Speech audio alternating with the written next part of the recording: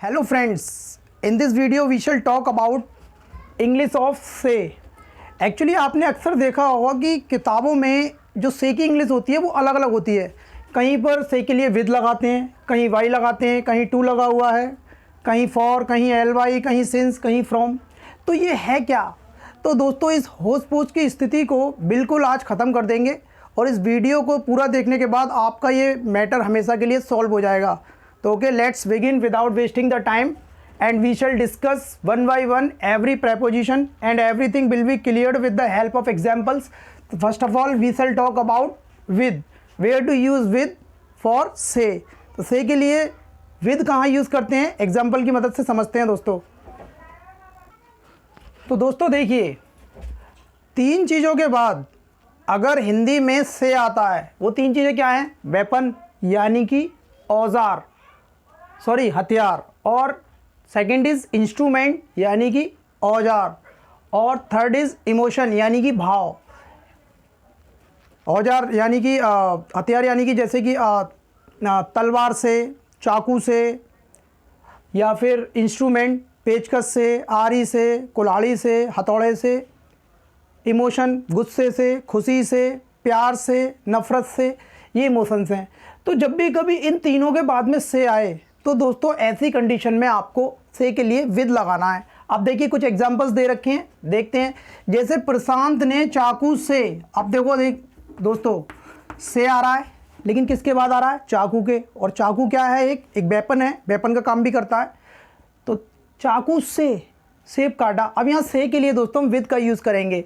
दूसरा देखिए, लकड़हारा आरी से। अब आरी क्या है? एक औजार है, एक इंस्ट्रूमेंट है। तो आरी से, यहाँ पर आरी के बाद में यानी इंस्ट्रूमेंट के बाद से आ रहा है, यहाँ भी हम विद का यूज़ करेंगे। अभी सेंटेंसेस को बनाएंगे, देखते हैं। उसने गुस्से से मुझसे बात की। गुस्से से, ये क्या है? गुस्सा क्या है? इमोशन है, एक भाव है इंसान का, एंगर। तो उसने गुस्से से मुझसे बात की। तो यहाँ देखिए दोस्तों, ये यहाँ वेपन के बाद, यहाँ पर ये इंस्ट्रूमेंट के बाद, और यहाँ ये इमोशन के बाद से आ रहा है। इन तीनों ही कंडीशन में हम विद का यूज़ करेंगे। तो बनाते हैं इनको। प्रशांत ने चाकू से सेब काटा। काटा दोस्तों, आ की आवाज़ आ रही है पीछे, यानी कि पास्ट इंडेफिनिट है। तो सब्जेक्ट प्रशांत, काटने की सेकंड फॉर्म कट होगी, तीनों ही फॉर्म इसकी कट होती हैं। उसके बाद में क्या काटा था? फिर ये लिखेंगे ऑब्जेक्ट एन एप्पल, और दोस्तों आप लगाएंगे ये से की विद, और फिर नाइफ। चाकू को नाइफ बोलते हैं दोस्तों, के साइलेंट होता है इसमें। दोस्तों यहाँ एक बात ध्यान रखने की है, जो भी चीज़ से पहले आ रही है, से की इंग्लिश को तो पहले कर देंगे और उस चीज़ को इंग्लिश को बाद में कर देंगे। वो इंस्ट्रूमेंट हो या वेपन हो या इमोशन हो, से की इंग्लिश यानी विद पहले आ जाएगी और वो बाद में पहुंच जाएगा। ऐसे वाले जो फ्रेजेस होते हैं उनको बोलते हैं प्रेपोजिशनल फ्रेज। तो ये दोस्तों एक प्रेपोजिशनल फ्रेज बन गया, क्योंकि इसमें विद लगा हुआ है, यानी एक प्रेपोजिशन लगी हुई है, तो प्रेपोजिशनल फ्रेज इसको हम बोल सकते हैं। दूसरा देखिए दोस्तों, लकड़हारा आरी से लकड़ी काटता है। लकड़हारा द वुड कटर। अब दोस्तों यहाँ पर काटता है, ये प्रेजेंट इंडेफिनिट है, तो कट्स एस लगा लेंगे, क्योंकि लकड़हारा सिंगुलर है। मैं आपको थोड़ा टेंस भी बताता जा रहा हूँ, ठीक है। क्या काटता है? लकड़ी। लकड़ी को वुड बोलते हैं। अब देखिए दोस्तों, विद शॉ। आरी को दोस्तों शॉ बोलते हैं। ये सी की सेकंड फॉर्म भी होती है, बट यहाँ पर ये नाउन है, वहाँ ये वर्ब का काम करती है। एनीवे, उसके बाद ये देखिए, उसने गुस्से से मुझसे बात की। ये भी पास्ट इंडेफिनिट आ गया हो दोस्तों। तो यहाँ उसने, ही या शी दोनों में से कुछ भी कर सकते हैं, पता नहीं चल रहा लड़के की लड़का। तो ही टॉक्ड टू मी, उसने मुझसे बात की गुस्से से, विद एंगर। देखिए दोस्तों, इस तरीके से हम से के लिए विद का यूज़ करते हैं। ये सभी सेंटेंसेस में हमने विद लगा लिया। अब दोस्तों बात करते हैं सेकंड यूज़ की। तो दोस्तों से का सेकंड यूज़ है, अगर से किसी व्हीकल के बाद आ जाता है। अब व्हीकल मतलब कोई भी हो सकता है, ट्रेन से, हवाई जहाज़ से, बस से, कार से, साइकिल से, बाइक से, किसी भी व्हीकल के बाद में से आता है, तो दोस्तों ऐसी कंडीशन में आपको वाई का यूज़ करना, से के लिए विद का नहीं करना। देखिए जैसे एक एग्जांपल देखते हैं, वह ट्रेन से दिल्ली गया था, पास्ट इंडेफिनिट है, तो ही वेंट टू दिल्ली। वो दिल्ली गया था ट्रेन से। अभी मैंने आपको बताया था दोस्तों से की इंग्लिश पहले आ जाएगी, और जो से पहले आ रहा है उसकी इंग्लिश नाउन की बाद में आ जाएगी, नाउन हो या कुछ भी और हो, ठीक है। तो ये अब व्हीकल के बाद आ रहा है तो पहले हम बाई लगा लेंगे और उसके बाद बाई ट्रेन, ये नाउन आ जाएगा। तो देखा दोस्तों, जब भी व्हीकल के बाद में आए से तो आपको वाई का यूज़ करना है। ओके, अब नेक्स्ट यूज़ देखिए दोस्तों, अगर पर्सन के बाद में से आए, किसी पर्सन के बाद, तो ऐसी कंडीशन में आपको टू का यूज़ करना है। जैसे कि बच्चे शाम को अपने पापा से बात करते हैं। अब पापा कौन है? एक पर्सन है दोस्तों। पापा से, उससे, दोस्त से, किसी से भी, माँ से, दादाजी से, तो पर्सन के बाद में से आए तो ऐसी कंडीशन में टू का यूज़ करना है। तो दोस्तों बच्चे करते हैं यानी कि प्रेजेंट इंडेफिनिट है। तो चिल्ड्रन टॉक, बच्चे बात करते हैं। टू लगाएंगे दोस्तों से के लिए, किससे? अपने पापा से। अब बच्चे ज़्यादा हैं, यहाँ अपने की अंग्रेजी देयर लगाएंगे दोस्तों। Their father, children talk to their father शाम को, इन द इवनिंग। देखिए दोस्तों यहाँ पर से के लिए टू का यूज़ होगा। अभी दोस्तों 3 रूल हो चुके हैं, अभी 4 और रह गए, उनको भी समझते हैं। चलो, तो दोस्तों चौथा यूज़ है ये एब्स्ट्रैक्ट नाउन से, यानी कि एब्स्ट्रैक्ट नाउन के बाद में अगर से आता है तो ऐसी कंडीशन में आपको एलवाई लगाना है। दोस्तों इस रूल को थोड़ा सा समझने की ज़रूरत है, इसमें थोड़ा सा आपको दिमाग लगाना पड़ेगा। अब दोस्तों सुनिए, एब्स्ट्रैक्ट नाउन क्या होता है? ईमानदारी और चालाकी, खूबसूरती, तो इनके बाद में से आ जाए, जैसे खूबसूरती से, चालाकी से, बहादुरी से, ईमानदारी से, ऐसी कंडीशन में इनके बाद जब से आएगा तो एल वाई लगाना है। लेकिन दोस्तों ये एल वाई लगाना किस तरीके से है? इसका जो एडजेक्टिव होता है, एब्स्ट्रैक्ट नाउन का जो एडजेक्टिव होता है, जैसे खूबसूरती है, ये एब्स्ट्रैक्ट नाउन है, इसका एडजेक्टिव क्या होगा? खूबसूरत। तो खूबसूरत की इंग्लिश क्या होगी? ब्यूटीफुल। तो दोस्तों उस जो एडजेक्टिव होगा उसी में हमें एल वाई लगाना है। जैसे खूबसूरती से, तो क्या हो जाएगा इसका? ब्यूटी, ये एडजेक्टिव होता है, ब्यूटी एल वाई जोड़ना है, ब्यूटीफुली। खूबसूरती से, बहादुर, बहादुर क्या क्या होती है? ब्रेव, बहादुरी से एल वाई, ब्रेवली। चालाक, चालाकी क्या होती है दोस्तों? क्लेवर, तो चालाकी से क्लेवरली। यानी कि एडजेक्टिव में ही हमको एल वाई लगाना है, हमको नाउन बना करके एल वाई नहीं लगाना। खूबसूरती की तो ब्यूटी होती है, अब ब्यूटीली नहीं करना हमको, हमें इसके एडजेक्टिव में एल वाई लगाना है। लेकिन हिंदी में नाउन दे रखा होगा, लेकिन जो हम एल वाई लगाएंगे वो एडजेक्टिव में लगाएंगे। तो ये बात आपको दोस्तों ध्यान रखनी है, ठीक है। चलो तो इस सेंटेंस को बनाते हैं। रिया ने खूबसूरती से अपना घर सजाया। तो रिया, ये भी पास्ट इंडेफिनिट है दोस्तों, सजाने की होती है डेकोरेट, सेकंड फॉर्म लगा देंगे डेकोरेटेड हर होम,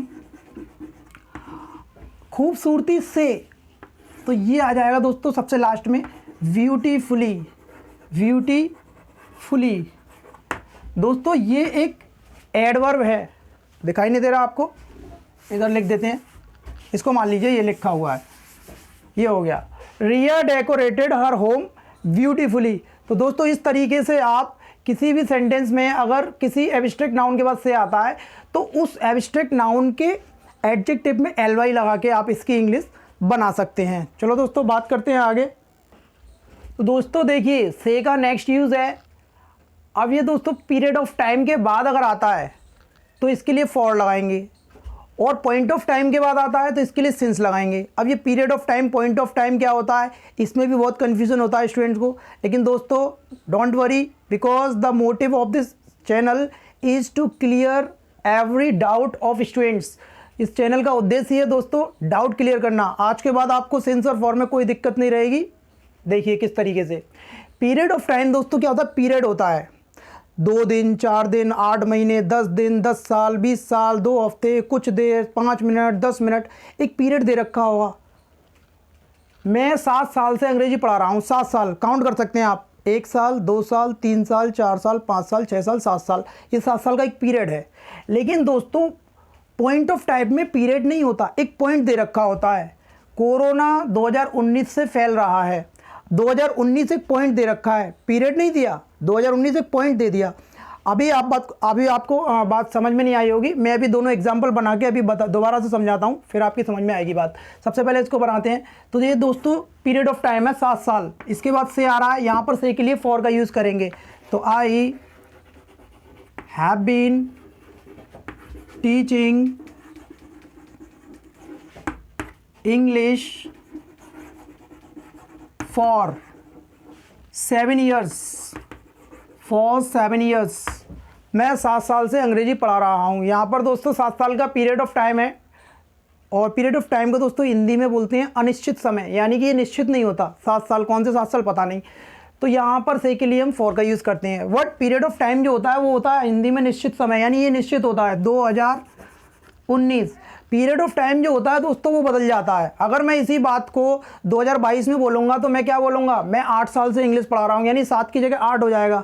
लेकिन दोस्तों इसको मैं 2020 में बोलूँ या 10 साल बाद बोलूँ या 20 साल बाद बोलूँ, ये पॉइंट ऑफ टाइम जो होता है ये बदलता नहीं है, ये 2019 ही रहेगा। भाई मैं यही तो बोलूँगा कि कोरोना 2019 से फैल रहा है, समझ रहे हो।